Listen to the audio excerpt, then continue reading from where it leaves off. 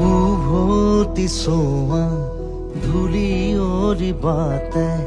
ধূলি হৈ হৈ উৰিব জীৱনী উজুতি খোৱা উচুপনিবোৰে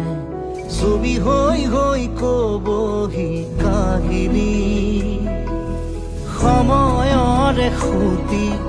সুততে সুহুৰি সুৰুঙাৰে সৰকি সুঁৱৰি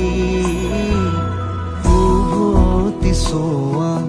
ধূলি অৰিবাতে